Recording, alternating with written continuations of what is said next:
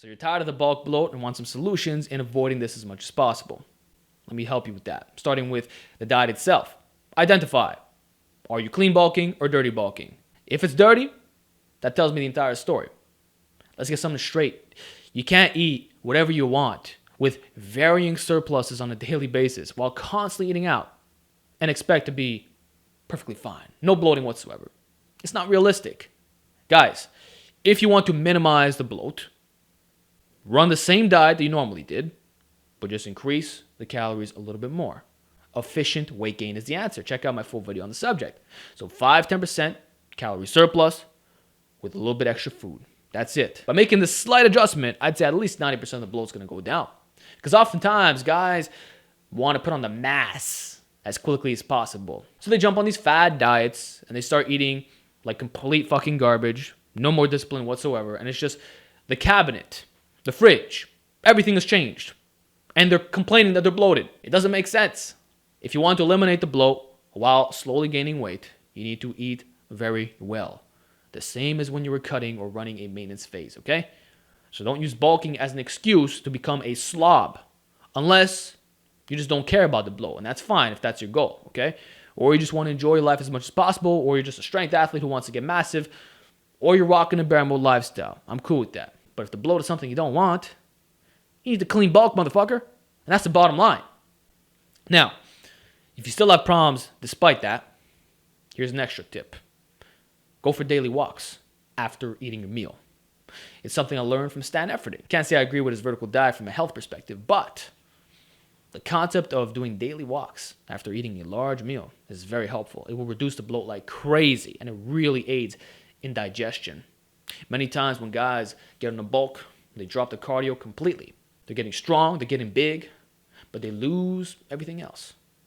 And the daily walks is a great way of getting your cardio in. Very light, it's nothing crazy, but it's mainly to aid in the digestion, okay? And you're going to feel much better when you're doing some type of physical activity beyond lifting while bulking up. And for that, you can also check out my 30-day cardio challenge. Yeah, you can actually do crazy jogging and still gain weight.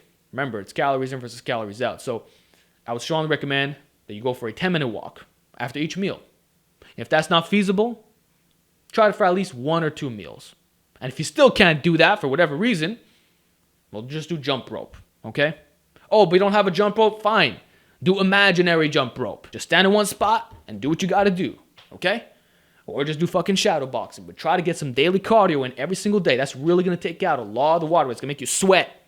And you're going to feel good. You're going to feel like you could breathe. Thirdly, stay away from processed foods and junk. It's causing inflammation through the goddamn roof. You're just getting this bloated effect. Ever notice that if you get an extra large pizza to yourself, the next day you look fat as hell? You can see in the midsection, you can see you have a little bit of a softer look, and then your face, like, got that fucking frog action, right? Even with the beard, you still see the bloat coming in, which is fine if you're going Kiriakos mode, if that's your goal. But hey, if you give a fuck about your health, you're not going to do that in the first place. And the thing is, these processed foods, first of all, the ratios are absolutely terrible, okay, which I'll be making a video on soon. But one of the main issues is the sodium content, especially a lot of these broths that you might see. Like, you can't be having that much sodium. Yes, it's a great performance enhancer. That's the truth, okay? And there are some people who recommend that you take really large amounts, like triple the recommended daily amount, right? I don't recommend that whatsoever. But it is true that it affects your performance in a positive way. But again, we're trying to minimize the bloat here, right? Stay away from processed foods. And if you want to salt the taste on certain things, maybe on some bitter vegetables or something like that, you do so, okay? But I'll say this, the more junk you get in your system, the more bloated you're going to get. And that's also why dirty bulking is not a good idea, man. Let's not forget about the inflammation that this causes, right? That too is bloating in many ways. So it's not just the fact that they're high in sodium and other things. It's just, look at the nutrition label. It'll shock you. You know, just don't have that garbage in you. Now I'll say this though. If you are following a routine where you still have your cheat meal once a week or whatever, or you're doing if it fits your macros where you might include a little bit of extra stuff, then you could take a digestive enzyme with your meal. And ultimately, I believe it's helpful when you're going out. It's what I do, I'll be honest. If I know that I'm going to like garbage that day, I'm not going to take the hit. I'm just going to take a digestive enzyme instead, and then you're good. But don't use that as a crutch, okay? But nonetheless, something I recommend. And then you can also take certain herbs, which aid in reducing the bloat. You can do research on that, but beyond herbs, I'll just say diatomaceous earth and apple cider vinegar. Like apple cider vinegar, 30 minutes before a meal can be quite helpful for many. And diatomaceous earth, find that pretty beneficial in reducing the bloat as well. And it has a number of other benefits that I'm not going to talk about in today's video. So those are pretty much the major tips, but I'll give you a bonus one, which is in regards to healthy eating and the fiber, right?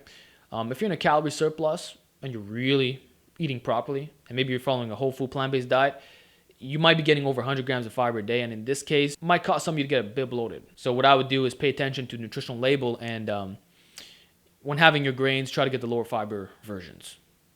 You're still going to get a lot at the end of the day anyway, so it's fine. But make sure it's the least refined version possible. So maybe instead of having whole wheat, you're having chickpea pasta. You know what I'm saying?